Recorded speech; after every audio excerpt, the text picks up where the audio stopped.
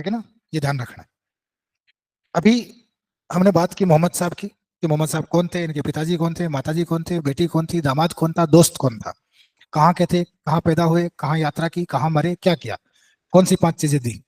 ठीक है। अब इन्होंने तो डिक्लेयर कर दिया था कि मैं इस्लाम का पहला और आखिरी पैगंबर हूं, कि मेरे बाद में और कोई पैगंबर होगा नहीं। ठीक है।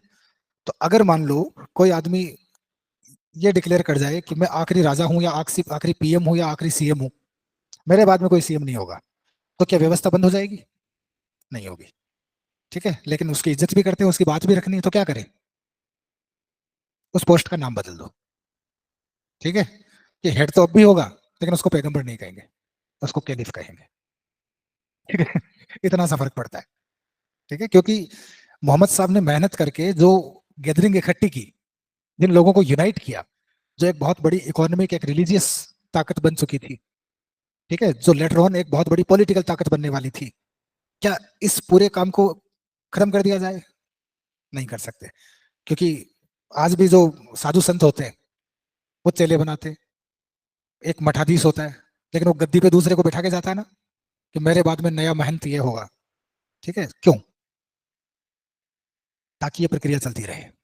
ठीक है। ये जो गैदरिंग की है, लोगों को जोड़ा है, अब लोगों को जोड़ा है तो वो पावर बन गई, मेन पावर बन गई।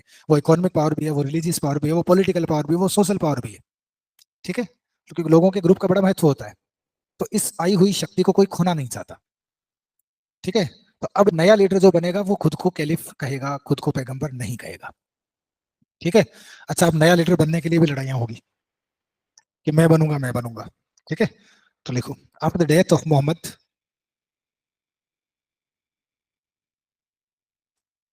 a struggle to occupy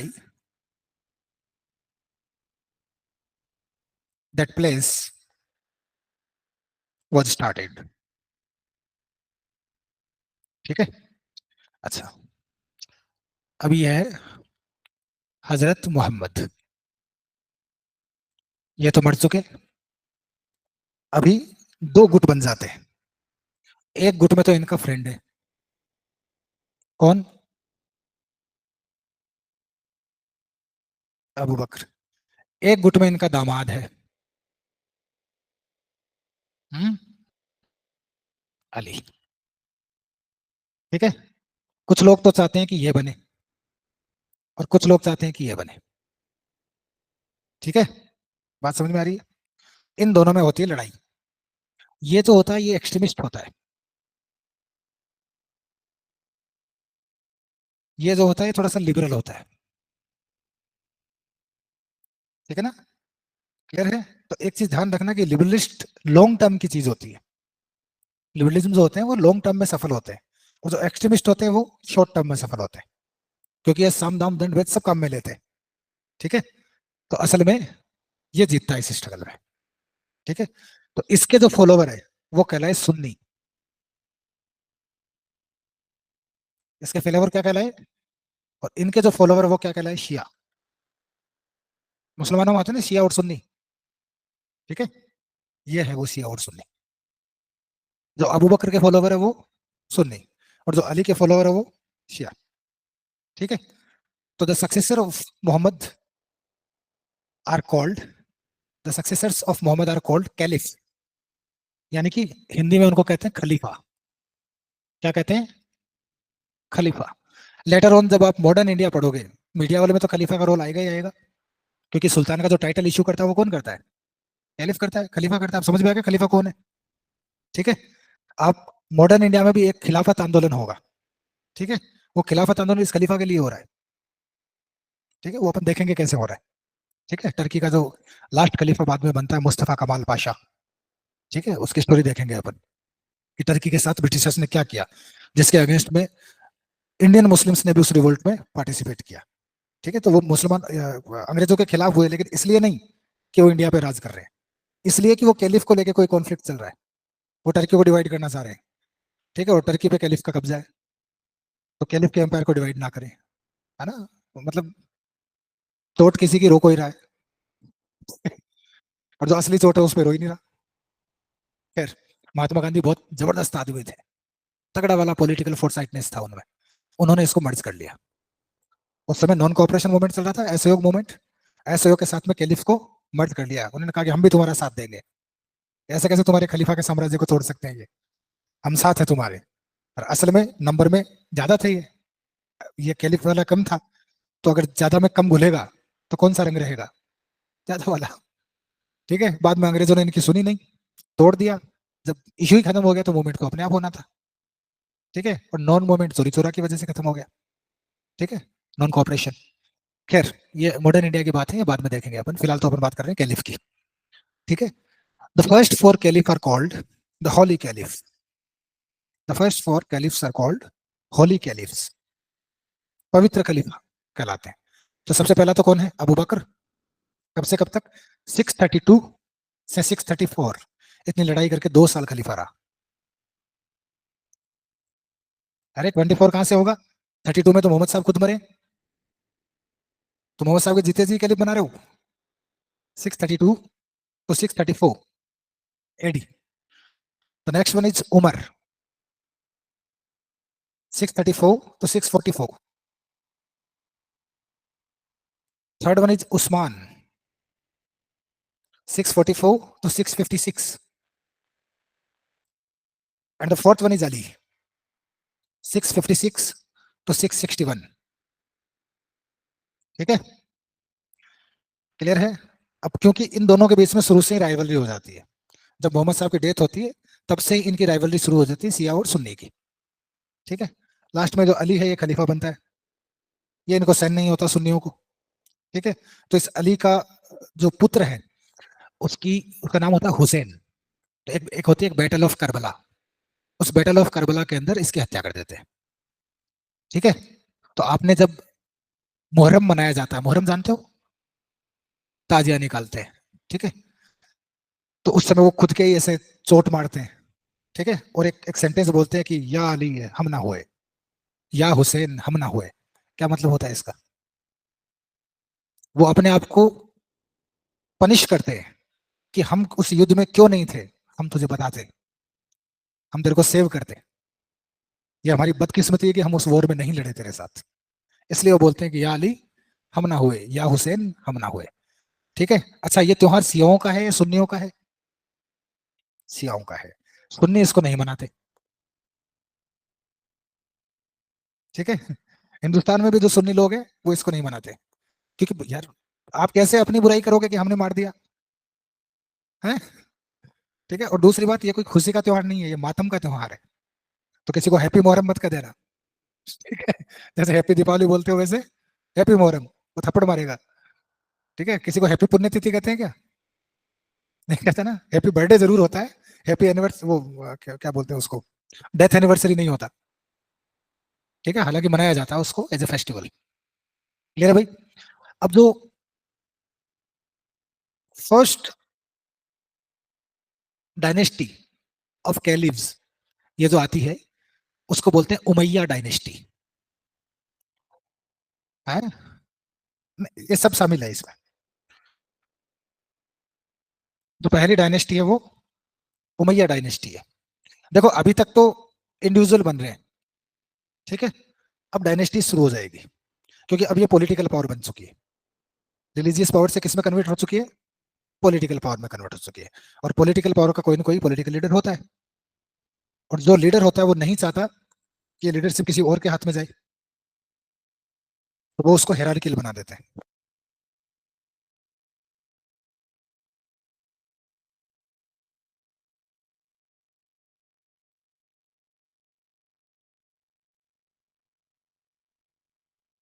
तो the first dynasty is Umayya dynasty, 661 to 749। ठीक है, 661 टू 749। ठीक है, बगदाद के जो अब्बासी खलीफा है, ठीक है, वो शिया मुसलमान थे। The Abbasi caliphs of Baghdad were Shias. ठीक है, इसके अलावा एक चीज और लिखो, हलाकू का नाम सुना है, चंगेज खान का वंशज है। ठीक है, उस हलाकू ने बगदाद के अब्बासी खलीफा की हत्या कर दी। Hulagu the Mongol assassinated the caliph of Baghdad. So their family shifted to Egypt. हाँ, तो जो खलीफा की जो फैमिली थी वो कहाँ चली गई? इजिप्ट चली गई। तो इजिप्ट में भी खलीफा होने लगे।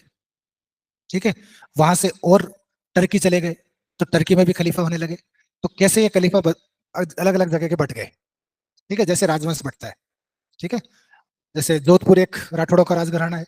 जोधपुर से एक आदमी था बीका, वो बीकानेर चला गया, उसने अपनी नई डायनेस्टी बना ली है, तो दोनों एक ही परिवार के। ठीक है, वहीं जोधपुर से नागौर बना लिया, सिरोही बना लिया। बात समझ में आ रहा है? इस तरीके से क्लियर है भाई? यहां तक कोई समस्या? ओके। कुछ टर्म्स है, वो लिखो।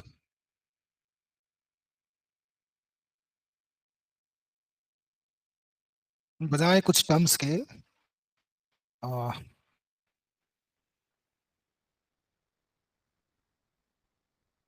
थोड़ा सा इसको, टर्म्स को बाद में लिखेंगे, पहले थोड़ा सा इसको कैलिफ वाले को क्लियर कर लेते हैं। ठीक है, तो फर्स्ट वन आर उमैयद खलीफा। ठीक है, पहली बात तो मोहम्मद साहब ने अपना कोई सक्सेसर अपॉइंट किया ही नहीं था। ठीक है, उन्होंने कहा था कि मैं तो फर्स्ट और आखिरी कैलिफ हूँ, मेरे बाद में कोई कैलिफ नहीं होगा। लेकिन मदीना के जो लोग थे, उन्होंने किसको सपोर्ट किया? अबू बकर को। ठीक है, तो अगला उनका जो सक्सेसर वो कौन बन जाता है? अबू बकर। ठीक है, और यही जो सक्सेसर है मोहम्मद साहब के, ये क्या कहलाते हैं? कैलिफ कहलाते हैं। उमैयद डायनेस्टी में कुल 18 कैलिफ हुए।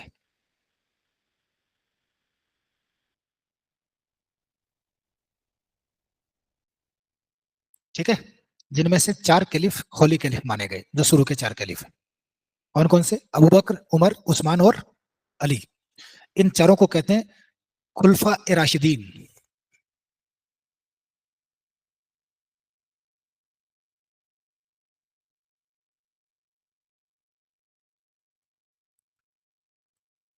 खुलफा राशिदीन। व्हाट इज खुलफा राशिदीन? Initial for caliphs, holy caliphs, उन चारों को कहते हैं। ठीक है, अब देखो, अगर सत्ता के लिए स्ट्रगल हुआ है, इसका मतलब दो पार्टियां हैं। ये दूसरी वाली पार्टी कभी इसको एक्सेप्ट करेगी क्या? नहीं करेगी। यानी छुटपुट विद्रोह चलते रहेंगे। तो इस्लामिक विद्रोह हुए अबू बकर के खिलाफ, और विद्रोह को दबाने के लिए फिर सेना की जरूरत पड़ती है, हथियारों की जरूरत पड़ती है। ठीक है, तो to suppress the revolts against, या प्रोटेस्ट अगेंस्ट अबू बकर। ठीक है, दिस क्या कहोगे इसको, this group was converted into Islamic State। Clear है? बात समझ में आई? ये पहले तो बाबा जी की बगीची है, आश्रम है। आश्रम में नया बाबा जी कौन बनेगा, इसको लेके झगड़ा हुआ। ठीक है, बाबा जी के फॉलोवर दो हिस्सों में बट गए। अब बाबा जी के पास में हथियार थोड़ी होते हैं। ठीक है, एक बाबा जी था वो चालाक था, वो ज्यादा पहले बन गया। ठीक है, शिष्यों में से। दूसरे वाले शिष्य देखते ही रह गए। तो ये कभी इसके पक्ष में रहेंगे? नहीं रहेंगे। तो इन्होंने लोगों को भड़काना शुरू किया, ये तो फर्जी है। ठीक है, हक तो किसका बनता था? अली का बनता था। दामाद तो वो है, फैमिली मेंबर तो वो है, ये तो दोस्त था। दोस्त कहाँ, दुश्मन है ये तो। ठीक है, क्लियर है? तो लोग भड़केंगे, तो इनकी सत्ता चली जाएगी। तो इनको इनको दबाना पड़ेगा। ठीक है, दबाने के लिए हथियार चाहिए, लोग चाहिए। तो जो रिलीजियस बॉडी थी, ये पॉलिटिकल बॉडी में कन्वर्ट हो गई, और एक नया राजतंत्र सामने आया, जिसको हम बोलते हैं इस्लामिक स्टेट। ठीक है, तो ये जो आदमी जो पहले रिलीजियस हेड था इस्लाम का, अब ये पॉलिटिकल हेड हो गया है। ठीक है, this incident makes the caliph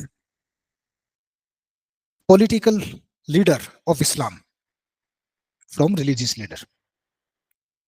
ठीक है, इन विद्रोहों ने अबू बकर को क्या बना दिया? राजनीतिक प्रधान बना दिया, धार्मिक प्रधान की जगह। बात समझ में आ रही है? तो इस्लामिक स्टेट की शुरुआत ऐसे होती है। ठीक है, अभी इस अबू बकर का सक्सेसर था, उसका नाम था उमर। अब जब ये पॉलिटिकल बॉडी बन चुकी है, तो पॉलिटिकल बॉडी तो एक्सपांड करती है, टेरिटरीज जीतती है। तो यही काम ये करेंगे। ठीक है, तो इसका सक्सेसर कौन है? Umar. He conquered Egypt, Syria, Iran, and wore the title of अमीरुल मुर्मिनीन।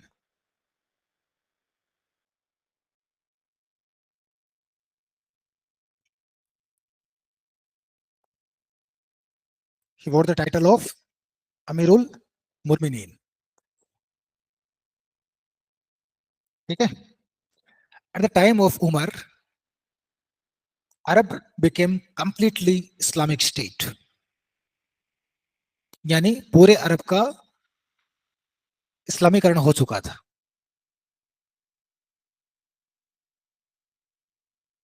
ठीक है। अब मरेगा तो ये भी, तो मरने से पहले ये एक एडवाइस देके गया कि जो मोहम्मद साहब के जो 6 खास लोग थे उनमें से किसी एक को चुन लेना। ठीक है ना, क्लियर है? तो मोहम्मद के जो 6 खास लोग थे उनमें से एक था उस्मान। तो अगला खलीफा किसको चुन लिया गया? उस्मान को।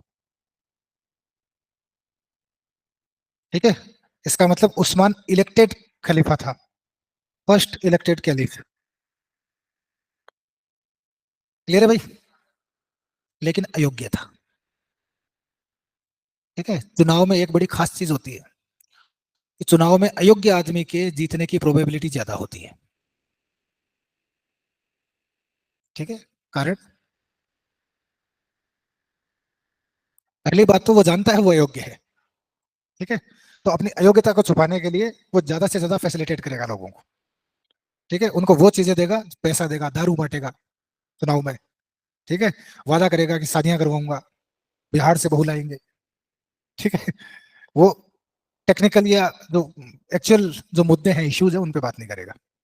दूसरी बात, जो अपॉइंट करना चाहते हैं वो भी ऐसे ही आदमी को अपॉइंट करना चाहते हैं ताकि पावर किंग मेकर्स के हाथ में बनी रहे, किंग के हाथ में ना रहे।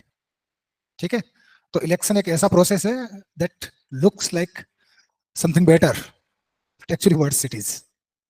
ठीक है, दोनों ही सूरत में, क्योंकि किंग मेकर भी नहीं चाहेगा कि किंग किंग मेकर से ज्यादा ताकतवर हो, इसलिए फिर पर्ची निकाली जाती है।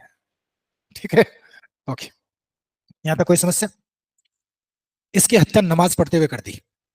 ही वॉज असेसिनेटेड वाइल ऑफरिंग नमाज। देखो, इस्लाम ही इस्लाम की हत्या कर रहा है, कोई दूसरा धर्म थोड़ी है। और वो भी नमाज पढ़ते हुए हत्या कर रहा है, उस समय जब वो खुदा के सजदे में था, उस समय खलीफा को मार दिया जा रहा है। तो आप सोच सकते हो कि क्या पॉलिटिकल राइवलरी रही होगी। ठीक है, उसका एपिटोम देख सकते हो आप कि एक रिलीजियस ग्रुप है जो रिलीजियस थॉट्स के नाम पे, रिलीजियस बिलीफ के नाम पे एक्सपांड होना चाह रहा है, एक्सेप्टेड होना चाह रहा है, और वो अपने रिलीजियस लीडर की हत्या उस मोस्ट प्रीसियस पीरियड में, टाइम में कर देता है जब वो नमाज अदा कर रहा होता है। तो आप सोचो कि इस रिलीजन में राजनीति कहां तक है, क्या एपिटोम है, तो कितने एक्सट्रीमिस्ट होंगे ये लोग। ठीक है, ये चीजें आपको समझा देती है कि चल क्या रहा है। ठीक है भाई, ओके। फोर्थ खलीफा कौन चुना गया? अली। ठीक है, और अली कौन था? मोहम्मद साहब का दामाद। ठीक है ना, okay. He shifted his capital Kufa from Medina. क्यों? क्योंकि उसे लग गया था कि ये पॉलिटिकल कॉन्स्पिरेसी का सेंटर बन चुका है मदीना। ठीक है, तो यहाँ रहना ठीक नहीं है, तो हमारी जो राजधानी है उसको क्या कर दिया जाए? शिफ्ट कर दिया जाए। और राजधानी कहाँ शिफ्ट कर दी गई? कोफा। तो ये सवाल बनता है कि कौन से कैलिफ ने इस्लामिक स्टेट की कैपिटल मदीना टू कोफा कर दी। ठीक है, अली का भी कत्ल हो गया। He also get assassinated. ठीक है, फिर इस अली का बेटा था हसन, वो कैलिफ चुना गया। ठीक है, लेकिन हसन ने अपनी जो पद है वो छोड़ दिया, क्योंकि उसे पता था कि पहले कत्ल हो चुके हैं, जो भी खलीफा बनता है उसका यही होता है। ठीक है, तो मुझे नहीं बनना। आप किसको बना दो? मुअज्जम को बना दो। ठीक है, तो he renounced his throne in the favour of Muazzam.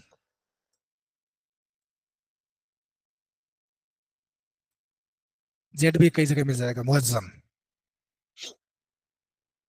ठीक है, अब कैलिफ कौन बन जाता है? मुअज्जम। और मुअज्जम के समय कैलिफ की पोस्ट हायरार्कियल हो जाती है।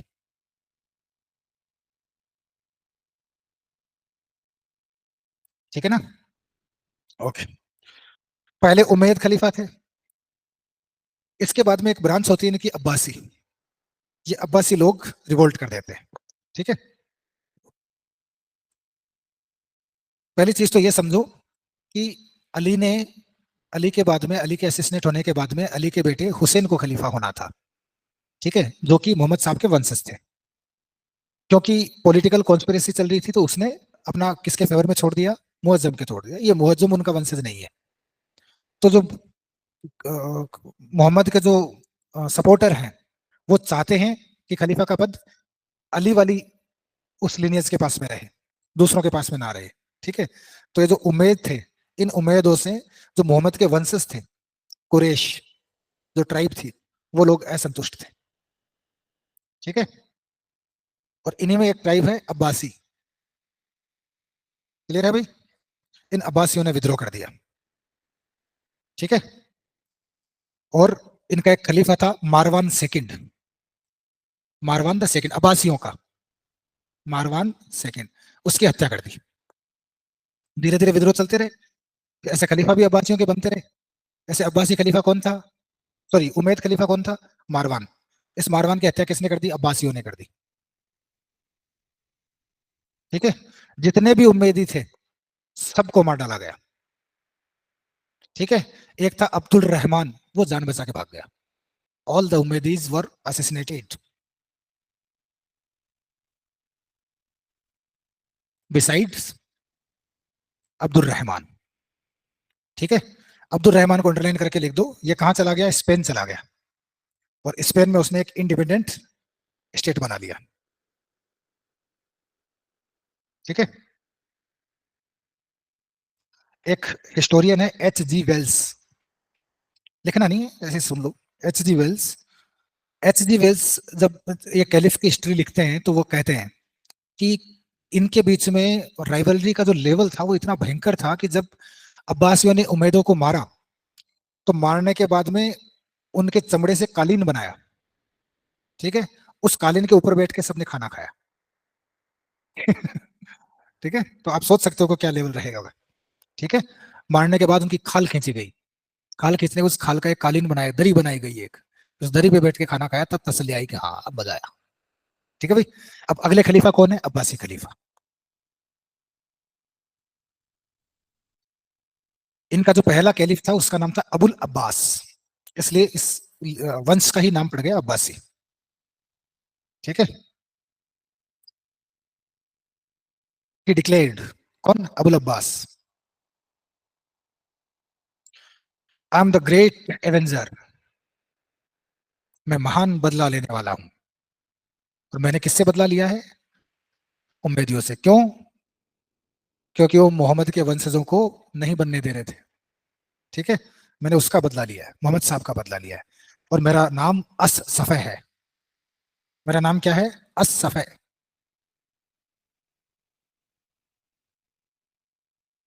What is As Saffah? The blood shedder, रक्त बहाने वाला। ठीक है।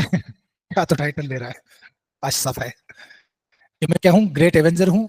और मैं, मेरा नाम, मेरा टाइटल क्या है? अस सफ़े, अर्थात रक्त बहाने वाला है। अब्बासियों ने सबसे ज्यादा समय तक रूल किया। Abbasids ruled for the longest period. ठीक है। ऑलमोस्ट 500 years एंड 37 कैलिफ्स, लगभग 500 साल तक 37 अब्बासी खलीफाओं ने शासन किया। ठीक है भाई? क्लियर है? अच्छा, इसके अलावा अब्बासियों का जो एट्थ कैलिफ था वो था मुहासिब। मुहासिम, एट्थ कैलिफ मुहासिम। ठीक है। तो एट्थ कैलिफ तक तो अब्बासियों के जो कैलिफ थे वो बड़े दमदार थे, लेकिन उसके बाद में कोई ज्यादा दम वाली बात नहीं रही, वो बिल्कुल रबर स्टैम्प बन के रह गए। ठीक है। उसके बाद जो टर्किश लोग थे उनकी पेट्रोनेज में खलीफा रहने लगे। ठीक है भाई? Ultimately in 1258, ultimately in 1258 the Mongol emperor Hulagu Khan, या हलाकू खां, हलूक या हलाकू ज्यादा फेमस वर्ड है, हलाकू, मंगोल एम्परर है। खान, खां, हाँ शाहरुख खान वाला खान। एक्चुअली खां जो टाइटल है वो मंगोलों का टाइटल है। नहीं, मंगोल मुस्लिम नहीं थे।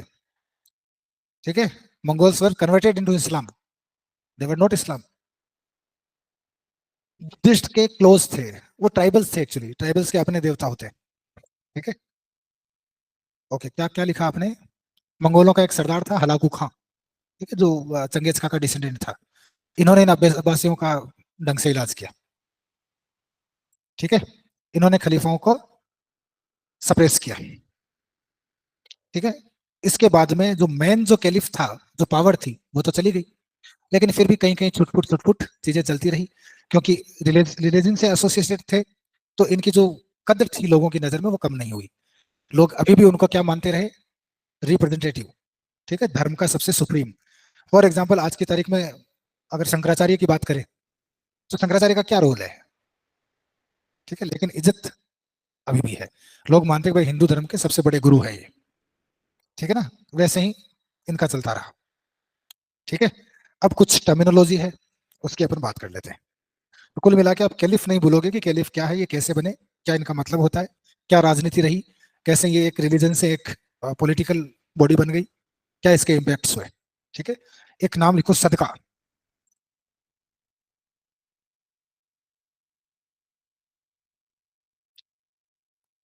ठीक है, अ काइंड ऑफ जक़ात, ब्रैकेट में tax, collected on different occasions. ठीक है, सदका भी क्या है? एक तरह का जक़ात ही है, एक तरह का रिलीजियस टैक्स ही है, लेकिन ये रेगुलर नहीं अपॉइंट किया, कलेक्ट किया जाता, ये जो फेस्टिवल्स होते हैं उनके ऊपर लिया जाता है। फॉर एग्जाम्पल अपने यहाँ त्योहारी लेने आते हैं ना लोग, जब तीज होती है तो भी कुछ अनाज वनाज लेने आते हैं, होली होती है तो भी लेने, उसी टाइप में। ठीक है, उम्मत, UMMAT। ठीक है, द वेरी फर्स्ट और इनिशियल बॉडी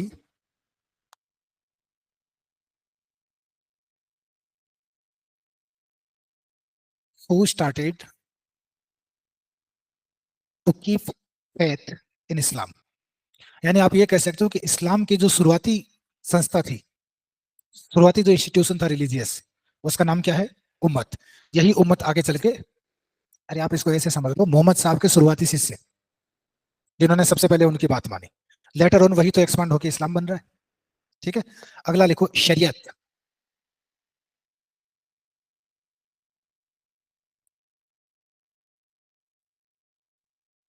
ठीक है, शरीयत का मतलब होता है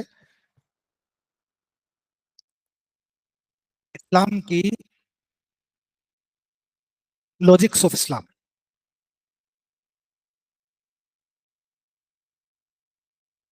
ठीक है, अभी आपने सुना होगा भाई शरीयत के अकॉर्डिंग शासन किया जाएगा। ठीक है, शरीयत का मतलब सीधा सीधा होता है इस्लामिक लॉ। ठीक है, बात समझ में आ रही है? जैसे हमारे यहाँ स्मृतियों के आधार पर शासन होता था, याज्ञवल्क्य स्मृति, नारद स्मृति, पाराशर स्मृति, मनु स्मृति। ठीक है, ये बताती थी, गाइड करती थी कि रूल कैसे किया जाना चाहिए, जस्टिस कैसे किया जाना चाहिए, टैक्स कैसे कलेक्ट करना चाहिए। ठीक है, लोगों के अंदर जो सोशल एक्टिविटीज है उनको कैसे रन किया जाना चाहिए, एक सोसाइटी को कैसा होना चाहिए। ठीक है, ये सारी चीजें हम कहाँ से सीखते थे? स्मृतियों से सीखते थे। ऐसे ही इस्लाम में ये सारी चीजें कहाँ से सीखी जाती है? शरीयत से। शरीयत बेसिकली चार चीजों का कंपाइलेशन है। तो शरीयत को अंडरलाइन करके लिखो, कुरान, हदीस, इज्मा और कयास। ठीक है,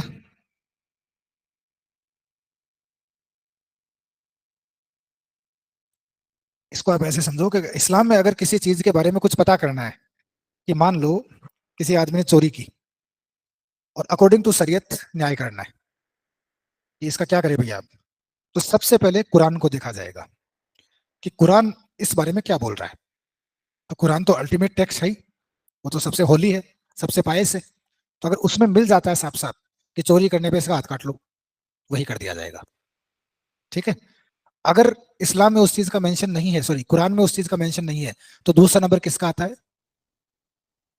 कई जगह तो हदीस मिलेगा और कई जगह हदीस मिलेगा। हदीस क्या है? हदीस वो परंपराएं हैं या वो टेक्स्ट है जिसमें इस मोहम्मद साहब की जो एक्टिविटीज है वो लिखी गई, कि मोहम्मद साहब पूजा कैसे करते थे, मोहम्मद साहब खाना कैसे खाते थे, मोहम्मद साहब ने ये काम कैसे किया, मोहम्मद साहब ने वो काम कैसे किया। ठीक है। तो अगला मुसलमान क्या देखेगा, चलो कुरान में नहीं दे रखा, तो फिर मोहम्मद साहब होते तो क्या करते? तो उसके लिए क्या किताब देखेंगे? हदीत। ठीक है। द थर्ड वन इज इज्मा। ठीक है। इज्मा क्या है? इज्मा है जो भी रिलीजियस स्कॉलर है इस्लाम के, उन्होंने अपने अपने इंटरप्रिटेशन दिए। ठीक है। वो इज्मा कहलाते हैं। तो फिर इज्मा में देखेंगे। ठीक है। और अगर इज्मा में भी नहीं है वो चीज, तो फिर कयास लगाएंगे। क्या लगाएंगे? कयास। कयास का मतलब अनुमान। फिर जो मौलवी है वो एक साथ बैठेंगे और वो सोचेंगे कि भाई अब ये ना तो कुरान में है, ना हदीस में है, ना इज्मा में है। जैसे मान लो किसी ने किसी की ईमेल आईडी हैक कर ली। ठीक है। कि ईमेल आईडी हैक करने पे क्या करें? तो वो कुरान में तो ईमेल आईडी होगी नहीं, ना इनमें मिलेगी, लेकिन ये क्राइम तो है। तो फिर जो स्कॉलर्स होंगे, the then scholars, contemporary scholars उस समय के, ईमेल आईडी वाले टाइम के, वो फिर सोचेंगे कि इसकी क्या सजा होनी चाहिए और वो उसका वर्डिक्ट देंगे। तो इन चारों को मिला के शरीयत कहा जाता है। यहाँ तक कोई समस्या? अच्छा, टू इंटरप्रेट शरीयत,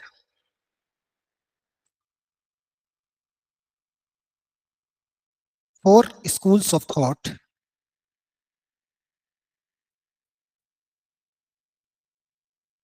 केम इन लाइट। अब समझो इस चीज को। ब्रह्मसूत्र है, ब्रह्मसूत्र पे शंकराचार्य टीका लिखते हैं। ठीक है। और दूसरे भी लोग उस ब्रह्मसूत्र को पढ़ते हैं और अपनी अपनी फिलोसॉफी देते हैं। तो इस शरीयत को समझने के लिए चार अलग अलग स्कूल्स ऑफ आइडियोलॉजी आए, जिन्होंने अपने अपने हिसाब से शरीयत को समझाया कि शरीयत है क्या। क्योंकि रूल करना है तो वो किसके अकॉर्डिंग होगा? शरीयत के अकॉर्डिंग होगा। तो शरीयत तो बहुत समझदार चीज होगी ना, कि भाई काम की चीज होगी, हर कोई इसको इंटरप्रेट करेगा। भाई अपने यहाँ मनुस्मृति है, याज्ञ स्मृतियां हैं, तो रूलर्स चाहेंगे ना कि भाई आप एक्सप्लेन करो कि ये है क्या चीज, इसका कंटेंट क्या है, इसका मोटिव क्या है, ये कैसे काम करता है। तो अलग अलग आइडियोलॉजी के लोग हैं, वो अलग अलग स्कूल्स में बट जाएंगे। Schools are groups. ठीक है। स्कूल का मतलब वो स्कूल नहीं, ग्रुप हो गया। कौन कौन सी? Malik, MALAKA, Shafi, SHAFI, Shafi, Hanbal, HUNBAL, Hanbal, and Hanafi, HANIFI। ठीक है। कौन कौन सी हो गई? मालक, शफी, हनबल और हनीफी। ठीक है। इनमें से हनीफी वाली जो है उसी को फॉलो किया गया इंडिया में। Indian rulers applied this during their rule. ठीक है। आगे आपको समझ में आएगा जब बात करेंगे मोहम्मद बिन कासिम की। यहां तक कोई समस्या? ओके। एक, आपको इस्लाम में हाजी तो आपने समझ लिया, हाजी क्या होता है? हज करने वाले को हाजी कहते हैं। एक टाइटल और मिलेगा, गाजी। ठीक है। GAJI, गाजी। गाजी बोलते हैं इस्लाम में, to expand the religion is very important. ठीक है। तो किसी भी सूरत में इस्लाम को एक्सपांड करो, चाहे तो लालच दे के करो, चाहे समझा के करो, चाहे धमका के करो, चाहे डरा के करो। ठीक है। तो इस्लाम वर्सेज अदर, ये मामला हो गया था कि एक तरफ इस्लाम है, एक तरफ नॉन इस्लाम बाकी। तो जब भी इन दोनों के बीच में एनकाउंटर होता है, टकराते हैं, ठीक है, तो इस्लाम वाले वो कहते हैं कि we are fighting in the name of Allah, in the name of religion. We are not fighting for money, we are not fighting for land, we are not fighting for materialistic things, we are fighting for Islam. तो they consider themselves the warrior of Islam. ठीक है। और ये warrior of इस्लाम ही गाजी होता है। ठीक है। Clear है? वो कहते हैं कि जहां भी इस्लाम की कोई जंग हो रही हो, वो जरूर लड़ो। उस जंग में दो ही चीजें होगी, मरेंगे तो शहीद कहलाएंगे, जन्नत मिलेगी। जिंदा रह गए तो साम्राज्य मिलेगा और गाजी कहलाएंगे। ठीक है। तो दोनों ही तरफ लड्डू है, दोनों हाथों में। ठीक है। तो गाजी समझ में आया क्या होता है? एक टाइटल है जो बैटल में वॉर किया जाता है और जिसका मतलब होता है इस्लामिक वॉरियर। ठीक है, उसी को कहते हैं गाजी। तो जब भी कोई अपने नाम के आगे गाजी लगा रहा है, तो आप अज्यूम कर लो कि वो क्या कहना क्या चाह रहा है, कि मैं कौन हूं। ठीक है। उसकी कितनी एक्सेप्टेंस होनी चाहिए एक टॉलरेंट सोसाइटी में। Can anyone bear this title? If somebody stands and says that I'm the गाजी, ठीक है, इसका मतलब मैं इस्लाम का वॉरियर हूं, मैं लड़ूंगा, या तो मैं शहीद होऊंगा और बेहतर लूंगा, ठीक है, पूरे, और नहीं तो फिर मैं राज करूंगा, गाजी होऊंगा। तो वैसे देखा जाए तो टॉलरेंसी के हिसाब से कोई अच्छा टाइटल नहीं है। ओके। गाजी का मतलब होता है volunteers and warriors of Islam, warriors of Islamic army.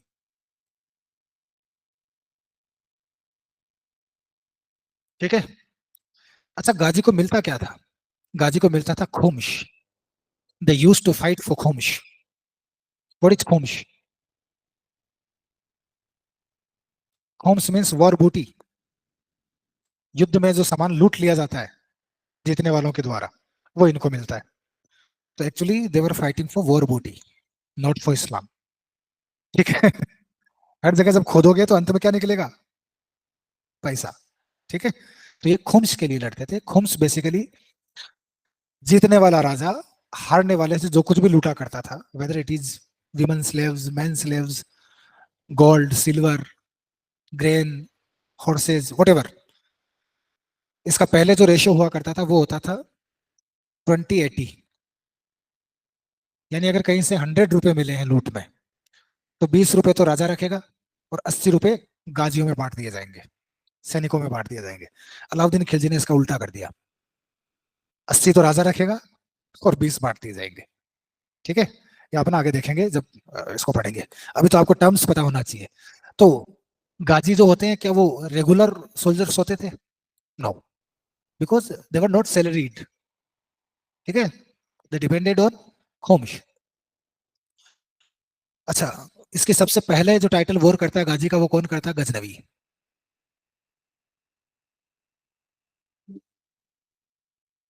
ठीक है।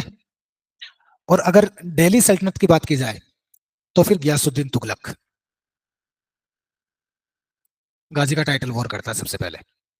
गयासुद्दीन तुगलक। इसके अलावा बहलोल लोदी, ये भी गाजी का टाइटल वॉर करते हैं। और मोस्ट इंपॉर्टेंट बाबर, वो भी गाजी का टाइटल वॉर करता है। गाजी का टाइटल बहुत लोगों ने वॉर किया है, क्योंकि जब भी ये लड़ते थे, ठीक है, तो सैनिक को आप क्या कहोगे कि लड़ने पे तुम्हें क्या मिलेगा? कुछ नहीं मिलेगा सैनिक को। खुम्स भी अब तो उल्टा कर दिया, तो खुम्स भी ज्यादा नहीं मिल रहा, तो कहेंगे जन्नत मिलेगी। और वो कब मिलेगी? जब तुम गाजी होगे। ठीक है। बाबर की सेना ने लड़ने से मना कर दिया था, तब बाबर ने गाजी का टाइटल वॉर किया। ठीक है। ओके। यहाँ तक कोई समस्या? अब अगर बात करें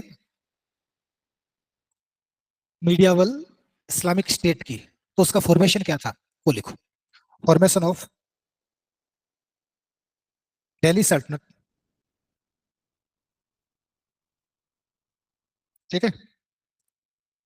was it A monarchy? Yes. Was it A theocracy? क्योंकि शरीयत के अकॉर्डिंग रूल हो रहा है। लेकिन अगर इन दोनों में से किसी एक को चुनना है तो मोनार्की को चुनोगे। ठीक है ना? थियोक्रेसी भी था, क्योंकि जो रूल हो रहा है वो कैसे हो रहा है? शरीयत के आधार पे हो रहा है। ठीक है। ओके। सुल्तान जो होता था वो सोवेरिन होता था। ठीक है। लेकिन सुल्तान का मतलब सोवेरिन नहीं होता है, क्योंकि सुल्तान कैलिफ का रिप्रेजेंटेटिव होता है। तो जो किसी का रिप्रेजेंटेटिव है वो सोवेरिन नहीं हो सकता। सोवेरिन का सीधा सीधा मतलब होता है कि उससे ऊपर कोई है ही नहीं। ठीक है। वो सोवेरिन होता है। लेकिन सुल्तान के ऊपर तो कौन बैठा है? कैलिफ बैठा है। चाहे बैठा वो नाम के लिए ही है, ठीक है, लेकिन है। तो सुल्तान सोवेरिन नहीं होता था, सोवेरिन कैलिफ होता था। ठीक है। वैसे देखा जाए प्रैक्टिकली तो सुल्तान सोवेरिन होता था, क्योंकि कैलिफ सिर्फ नाम का ही जारी करता था, प्रमाण पत्र, क्योंकि कैलिफ की भी तब इतनी औकात बची नहीं थी। हलाकू खान ने लगभग खत्म कर दिया इनका सिस्टम। ठीक है, फिर तो बाबा जी बैठे रहते वैसे बैठे रहते थे, क्योंकि परंपरा है मोहम्मद के, उससे चली आ रही है, तो लोग सम्मान करते थे, उनकी बात मानते थे, रिलीजियस लीडर के रूप में स्टेब्लिश्ड थे वो। ठीक है, तो इन the name of religion, religion की स्वीकृति पाने में, उसकी ऑथेंटिसिटी लेने के लिए सुल्तान लोग सुल्तान का टाइटल वोर करते थे। सुल्तान का टाइटल वोर करने का मतलब यही है कि मैं इस्लाम के नाम पे राज कर रहा हूँ, क्योंकि ये टाइटल दे कौन रहा है, कैलिफ दे रहा है। ठीक है, ओके। मिलिट्री का बहुत रोल होता था, क्योंकि जो शासन किया गया वो तलवार के दम पे किया गया। ठीक है ना, काफी हद तक। इसके अलावा और क्या क्या, एलिट क्लास का रूल था, क्योंकि अधिकतर जो एलिट्स होते थे वही रूल करते थे। और क्या कह सकते हो, फॉर्मली देखा जाए, फॉर्मली नहीं इनफॉर्मली, तो एक तरह से इस्लाम का ही रूल था, क्योंकि सल्तनत का सीधा सीधा मतलब यही होता है। ठीक है, अकॉर्डिंग टू बर्नी, बर्नी, जियाउद्दीन बर्नी। चलो हम बाकी कल करेंगे, अभी टाइम हो गया है ना।